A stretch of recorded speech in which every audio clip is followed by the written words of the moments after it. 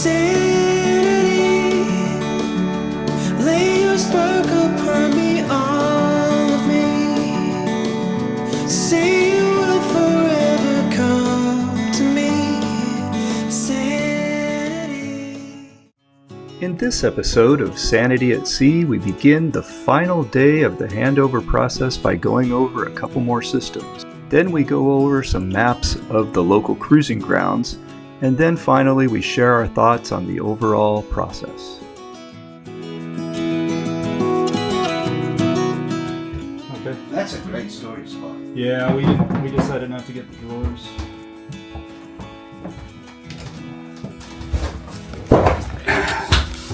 Same clips. There's the board underneath the... Just the black ones. Yeah. Now, I think if it were me, I would get some little stick or something to hold this up. Oh yeah, But you can take it off. But taking it off is not particularly easy. It's easy to get it off. It's not that easy to get back on again. Okay. Because it's quite heavy. Yeah. Okay, let's slide that here. Could you just pass my bag down, please? No, it's alright, I found my flashlight. We have it. How did that happen? I left it there when we were going in here. Oh, we left it there on accident. Yeah. So there's the salt water valve, by the way. Was that on there the whole time we were sailing? It must have been. Probably.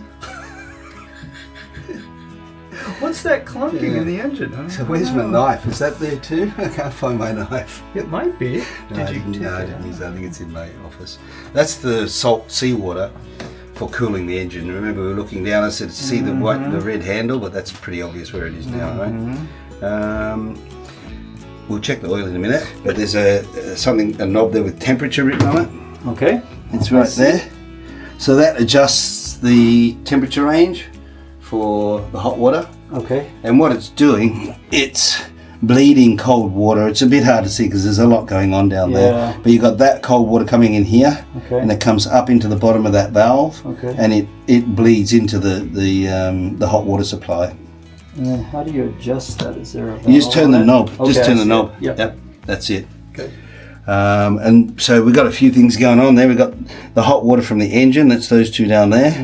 We've got the Webasto coming in there. And we've also got this non-switchable GPO here, so it's always on. There's no switch on it. Oh, okay. So it's always on. Okay. Yeah. So you've got 3 ways of heating your water. Okay. That's that. I will just reach down and see if I can hit that high water alarm. Oh, okay. Do you want me to move? Yeah, actually, you might want to do it. So I've got this behind me. If you want to lay down, I can try. And just lift that up. The high water alarm. Okay. I will do that. Thank you. Yep, works. Okay. Attention, filled with oil. Yeah, they come shipped with oil. So, I bet this is going to be too tight. No, it's not. Good. So these are almost impossible to see because the oil is clear. Oh, yes. But the way these work, in any case, is you pull it up like that, clear it off, and to dip it, you don't screw it back in. You just dip like so.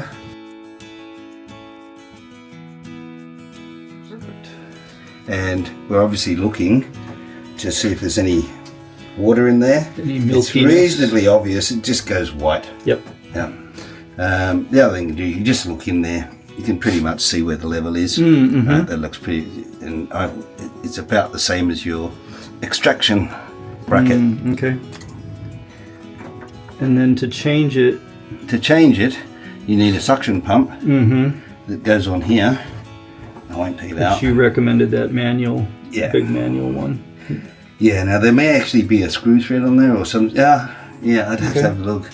And you just snake the tube down there. Yeah, I think the idea is you hook a hose on that and create a vacuum, and it is actually you don't put anything in there. You suck off that pipe. Okay, we'll have to see what kind of fitting goes on there, what kind of hose will fit. Yeah.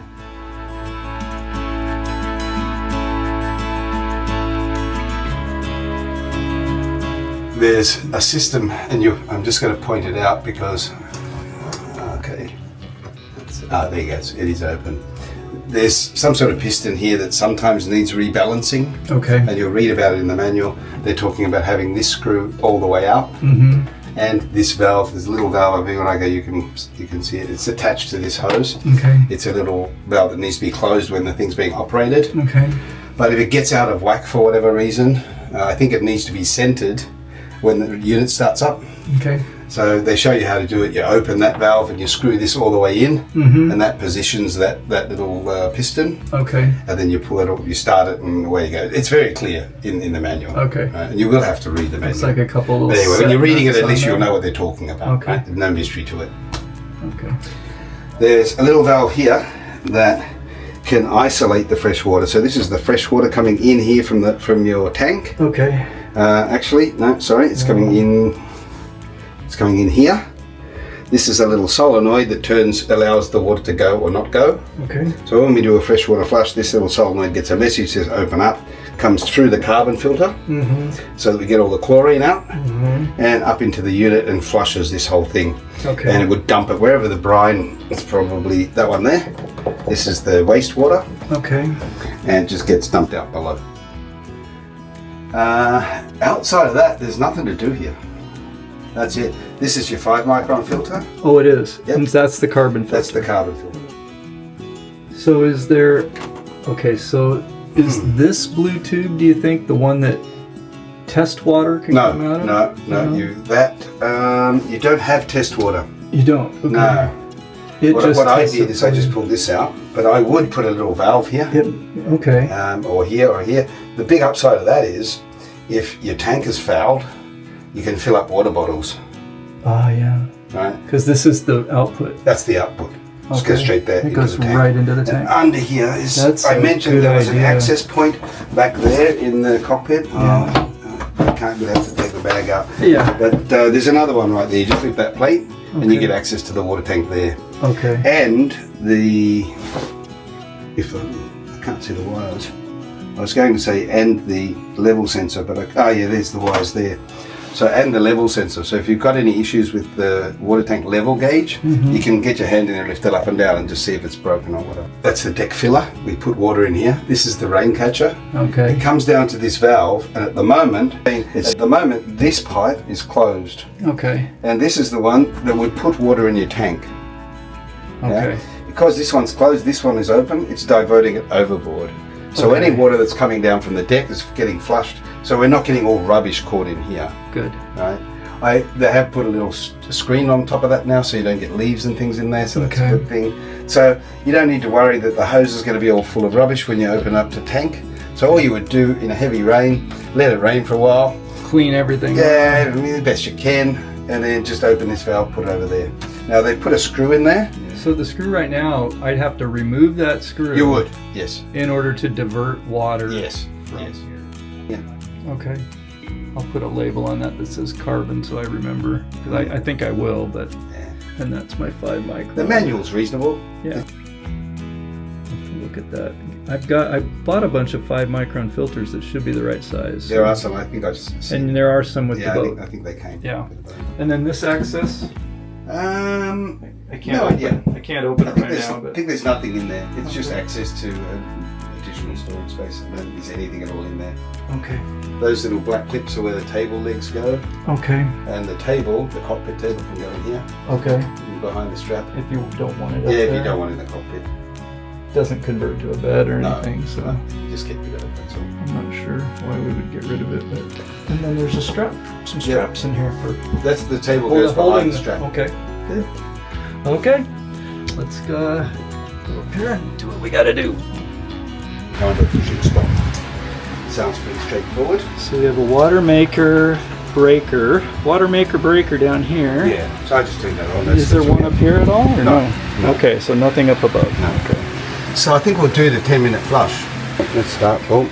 So we don't have to be down below to do any of this. We did look at go and have another look. We looked at the Watermaker pump. You can hear it running now. There was a strainer, a through hole going into the pump. Okay. We looked at it's forward in your cabin actually. So system's running. That's all good. Okay. Now if I just hit stop, it's just going. If I just hit stop. So this shows it's being pumped out from underneath the boat. Yep. And it's going into the Watermaker. Yeah. Now I never did get to see The salinity, it will monitor it until it's to a certain parts per million, and then it'll put it into the tank. And we should see the easiest way is to make sure see if everything is doing what it should be doing. Just to go look. Well, we'll have some discharge water. Oh yes, should always hear that. Yeah, and we do.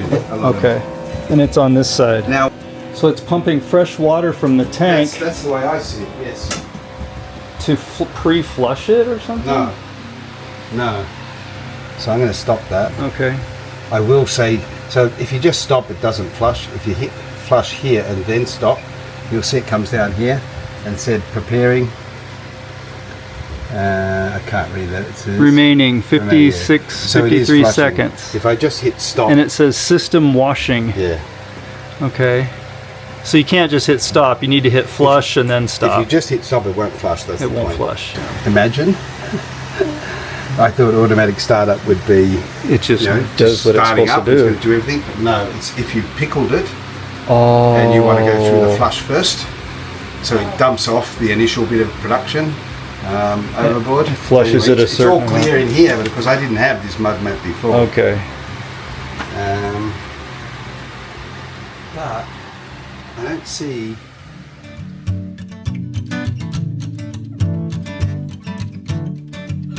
The month of September and most of the month of October are not great, which is right where we are now, I'm afraid. And north, so that's why it's a beautiful place to go cruising in the southwest monsoon. So in the northeast monsoon, Koh Chang is the place to be.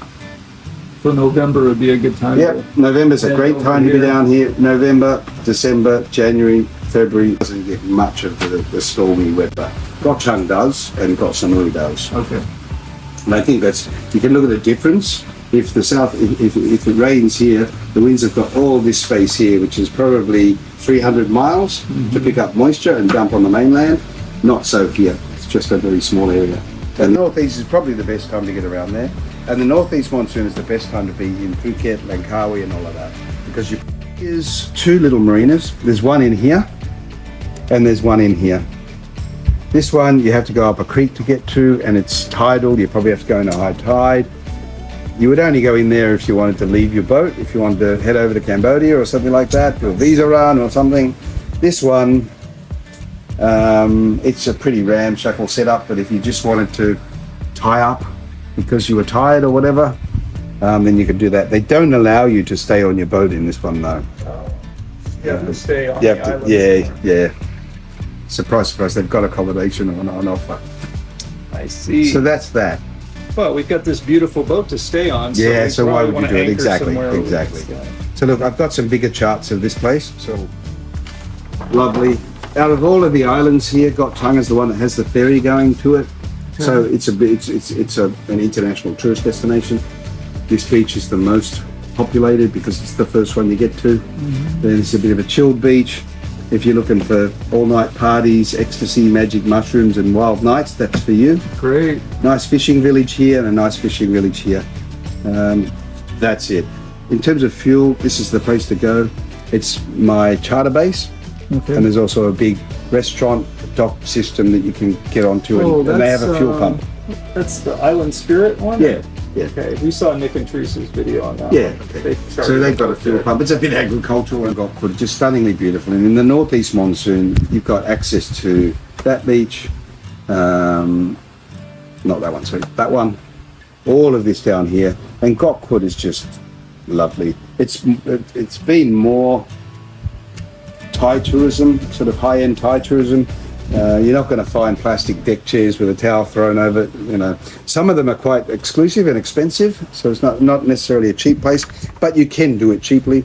But in the northeast monsoon, all of these are just perfect anchorages, and there's waterfalls and all that kind of stuff. I mean, it's a great charter area. Keeps you busy. So that will keep you busy. Well, you could do. No, when you're cruising, that's not what I would do. I would pull into Koh Mark here. There's a community of people on Koh Mark. I'd hang there for a week or so and see if I like it. And if I did like it, I'd stay a bit longer. And you can do day trips out. Maybe you even take some people that you meet there, go out, do some snorkeling over here. Is it going to keep you busy for 6 months? No. But could you could blow 6 weeks there pretty easily. Okay. Now we have cruising guides, so this is from... Yeah, as long as we can make water and get food, we can stay. Beautiful food. Lovely food. Hello, everybody. All right, I think it's time now to share some of our final thoughts on this whole handover process. What did you think?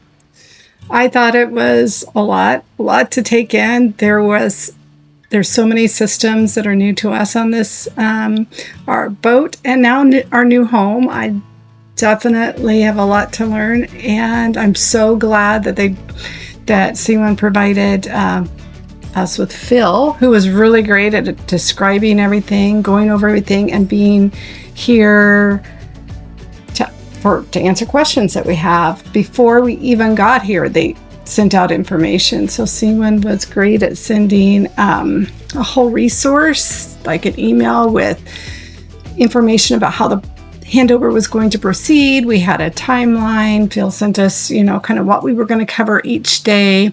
And then we had, a list of local suppliers and options for getting things done in the area. That's going to be very handy as we set up our boat and make her our home. Yeah. So I really enjoyed that part. The other thing I found very handy is one of the other Seawind owners here in Thailand had shared what she had done during the handover, and that was to record all of, the whole handover on her notes app, and then transcribe, and then it makes a transcription. Well, so that would be really good. And we videoed, and so we have hours of videos. So I think that's a good point. I mean, it's not just Phil Harper who's doing the handover. There are other Seawind owners in the marina that provide resources, and it becomes this community of help to introduce you to your new boat. And I think that's a big part of it. Yeah, so that was really helpful. And well, I thought the marina was one of the nicest I've ever. I mean, this marina is incredible. The workers here are top-notch shipwrights, and the facilities are well maintained all the time. Very professional, from the security guards to the ladies that work in the office, making up the paperwork that they do for everybody that's in the marina. So I really appreciated everybody here. I appreciate everybody here. And the handover process, well, I thought that first evening with the champagne and hors d'oeuvres was something a little special that you don't usually get with buying a boat. And so I thought that was pretty cool. I echo everything that you said. The process was thorough. I think it was, was it enough time? Yeah, it was enough time. I think 3 or 4 days is enough time to get most things done. And I think that Phil was willing to even spend extra time if we needed it. So if anyone's thinking about doing this, but they haven't been on a boat for 3 years like we have, you would get the time that you need, I think, to get started. I just thought about something. Like, one of the things we didn't get to do, we only had 1 day of sailing, and this is catamarans are new to us, pretty new. I mean, we've been on them, chartered them, but not spent a great deal of time sailing them. So what if Seawind offered the option to have 1 day or extra 3 days sailing to their new clients? They'd have to make Phil Harper not quite as busy as he is with deliveries. Could be somebody else. It could be. Yeah, I don't know. Just an idea. Like, wouldn't that be like interesting? So when we buy a boat, if you haven't purchased a boat brand new before, you have a whole list of options to choose from. What if it was just one of those options? You pay additional money to have 3 days extra sailing. I don't know. Sure. Yeah. That's a crazy idea, but I'm just curious what other people have done. If even if you purchased a used boat, like how did you get used to it? And getting sailing it. So your overall impression? It's incredible. I'm overwhelmed and super excited. I can't wait to get out there and actually get everything getting settled and getting on the boat, moving in. Agreed. Yeah. Hey, thanks for watching. Please leave us a comment and let us know what you'd like to see in the next video. Until then, God bless.